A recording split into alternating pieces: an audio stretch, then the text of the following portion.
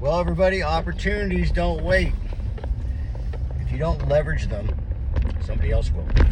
This is the drive home with Alex BRRRR, Senior Vice President over at Jet Lending. And every day on the drive home, I go over some things to help you guys out, grow your business, scale your revenue and investment real estate, talk about some ideas that you may or may not be aware of. So today, on the way home, let's talk about capital structure.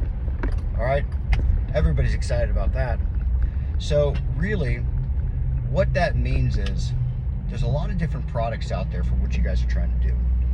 And if you don't know how to use the product, you are leaving money on the table, okay? What do I mean by that? Well, there's of course short-term products, and there's long-term products, and there's products for commercial and residential and industrial and homesteads and all these different things, okay?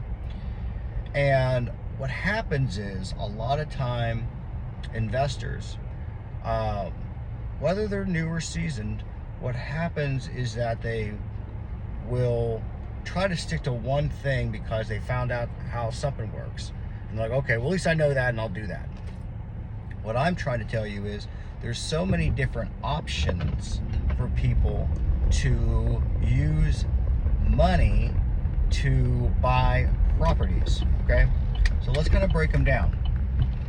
So, of course, you got your short-term options. There's two different types of options for short-term, for which you guys can leverage, because that's what you're doing.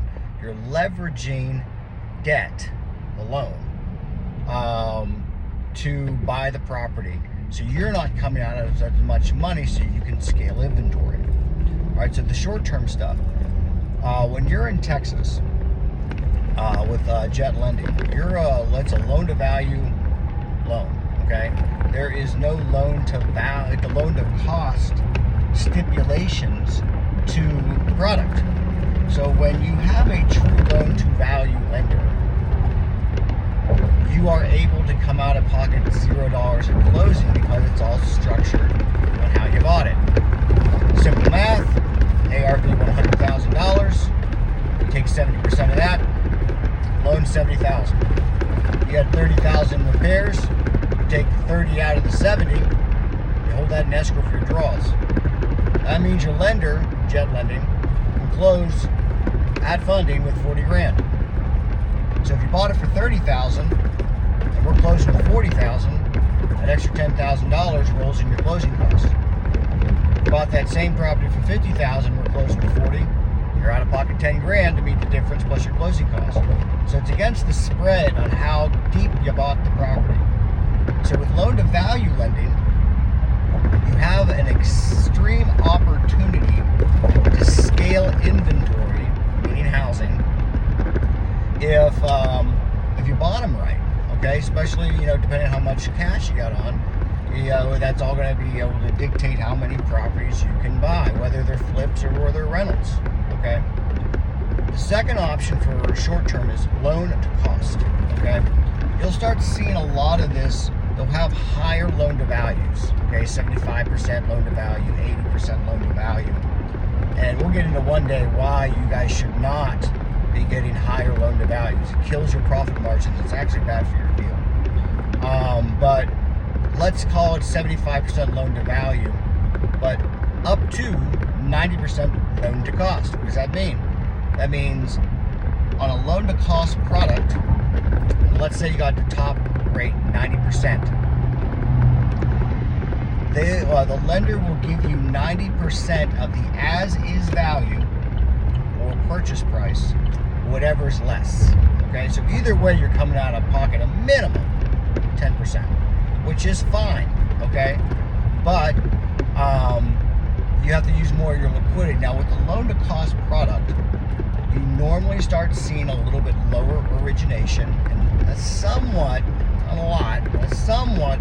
lower in rate, but you're paying for it with cash at closing. That's how that money is structured.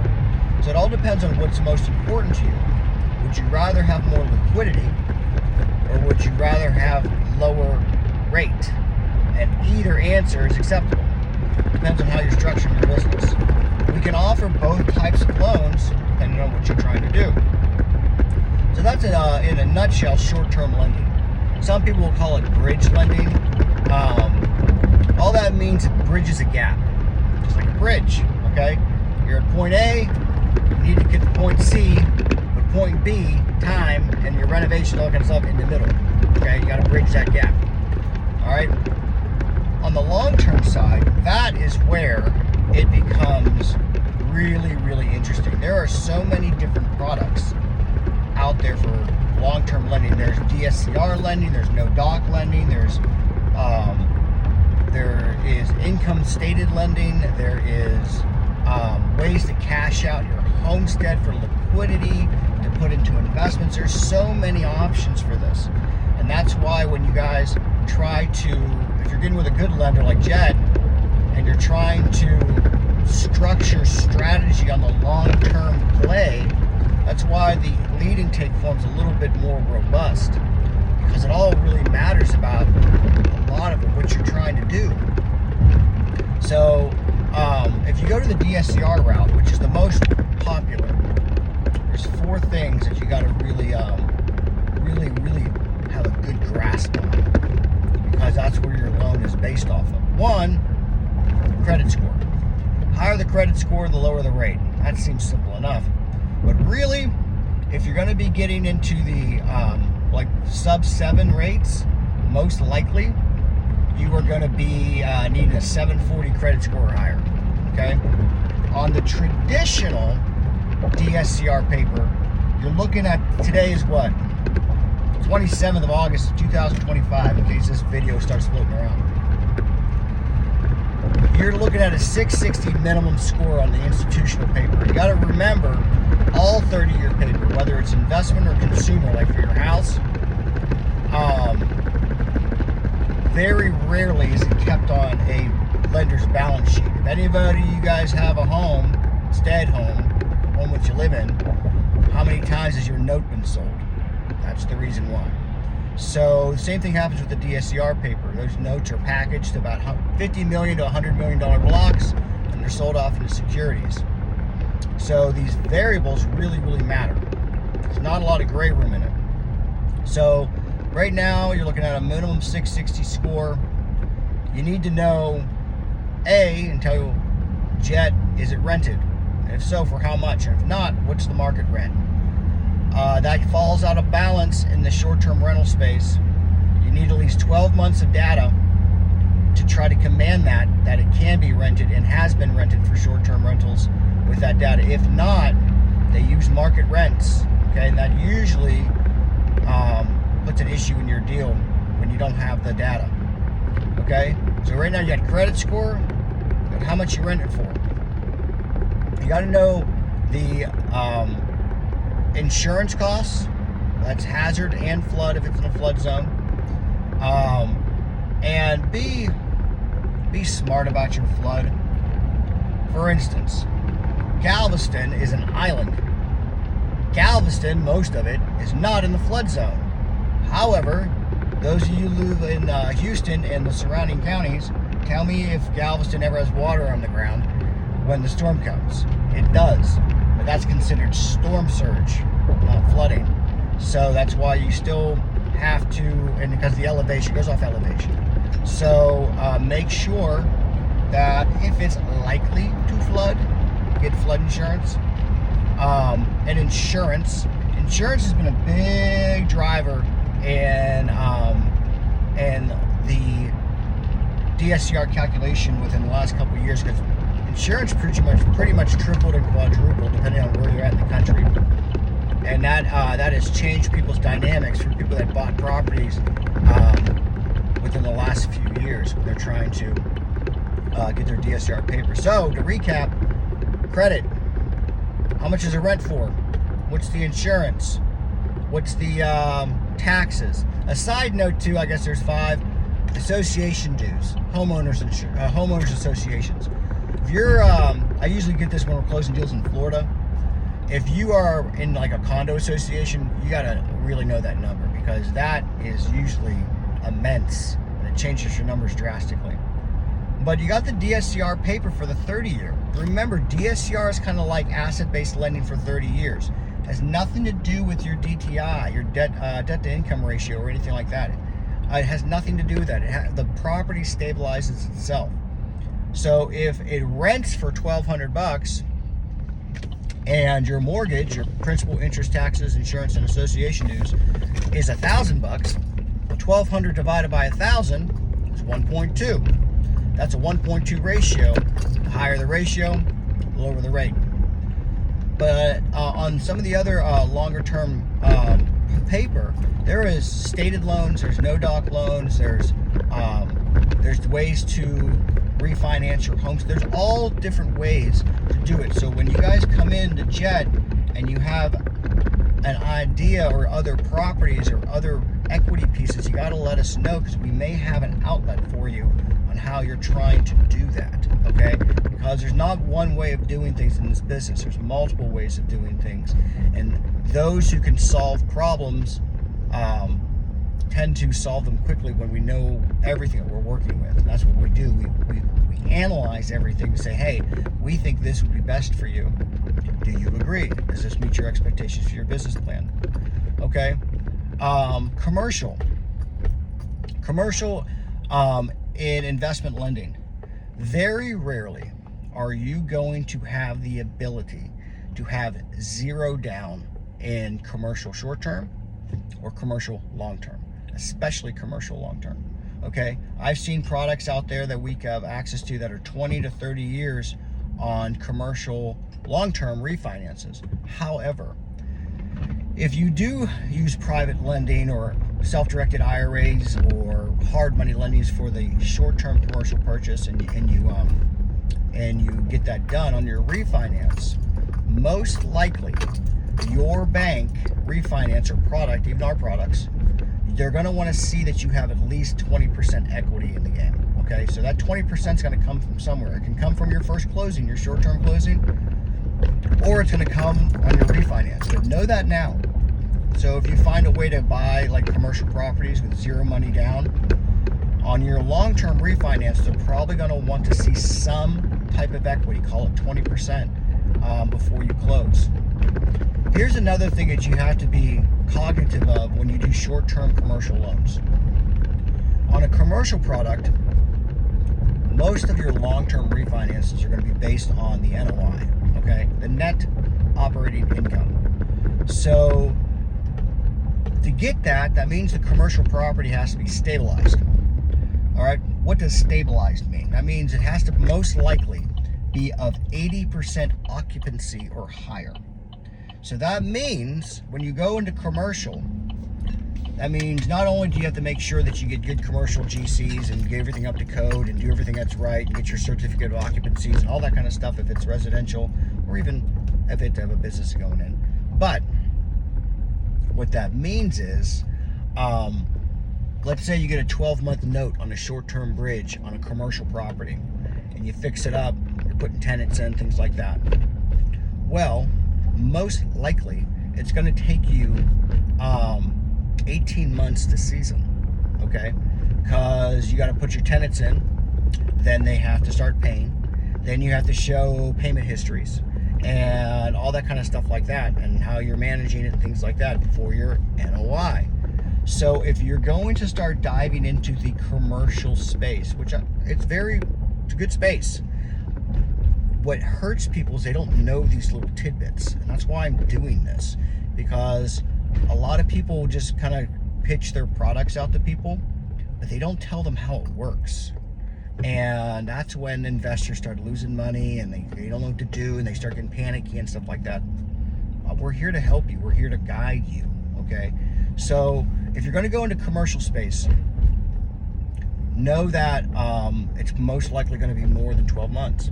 Is your lender going to extend you past that 12 months? If not, do you have an exit plan after that can support what you're trying to do currently? And then get your properties leased up and get your occupancy up and get your NOI up, because your NOI, remember, commercial properties are not comped on comparables. They're reviewed on net operating income. Okay, that is how you value a commercial. It's almost like valuing a business with EBITDA and stuff like that, but it's not EBITDA, it's net operating income. So, so that's how you get the commercial stuff done. The last thing I'll talk to you guys about is land. Land is probably the most difficult thing you can do. Okay, we've never had an issue with land, personally. Land itself, we've never had really a lot of risk on it. But when you talk to banks, they get real nervous about it, okay? Because when you end up with it, it takes you a long time to sell it, okay? And when you have a foreclosure, you don't want to deal with it. However, we do have options for land. Land kind of goes the same way, that you have to have a plan, okay? The most land we close is when people buy large chunks of land, okay? Either they own it or they're buying it, and they chop them up in like 10-acre ranchettes and they sell them off or owner finance them off. That's been the most lucrative piece that we've done. We've also did land purchases for people that have developments. They don't want the vertical. They just need to acquire the land and wait for their vertical to come in, or they need both land acquisition and vertical. With anything with land development, okay, you have to be understanding of this. When you go into development, it is an extremely large liquidity hold for the investor. So that means holding the note, develop horizontal the land. If you're doing vertical as well, it's an immense process, okay? So if you're gonna dip into your toes into the land space, you have to make sure you have the liquidity in line to make sure that you do that. So the lender knows you can hold your note, you can do the process waiting for draws and things like that. For any type of development like that, you need to have some development experience, or somebody in your entity or on your team that has development experience. And that actually leads me to my last case before we exit, is new construction. There's been a lot of asks for new construction lately, which is great. We need new construction, and we have great products for new construction. However, if you've never done a new construction loan before, or you've never done a new construction build by yourself before, it is unlikely that you can get a loan for new construction. Why is that? New construction is a different beast than rehab. There's a lot of different processes and soft costs and all these little things that have to come into play than rehab does, okay? So normally, you'll need at least 3 new construction exits within the last 36 months to show that you can perform in new construction. For investors that have the liquidity to do new construction, but they don't have the experience, they tend to partner with the builder, okay? And they share equity in the deal to get their experience to start doing it on their own. They'll do their first 3 with somebody, they'll partner, think of the shared equity profits as the cost of the experience, okay? And you get your first 3 done, and then all of a sudden the bank knows you, they know you exit, you can start doing things yourself, okay? That is the biggest issue with new construction that I see, is not so much people's liquidity. Normally people that want to do new construction, they're wise enough to know that they need some liquidity on hand for large tranches of draws and things like that. It's the experience that gets people. So just be aware of that. So anything in investment real estate, we have access to product for you, okay? What it's time to do is get with a team that can kind of guide you. We'll ask you to fill out some lead intake forms and things like that to kind of understand the project, understand what you need, and then see what we can offer is right for your business plan, okay? So that's the drive home with Alex today, just kind of some talk about capital stacks and how to use them in a real general way. Now, if you're looking for something more specific, give us a call, direct message us off the video. Tell us what you need, and we'll set up a call, we'll set up a Zoom call, whatever you need, go over your plan and see what the products that we have is right for you, okay? I hope you guys enjoyed it. We'll do it again tomorrow. Talk to you later.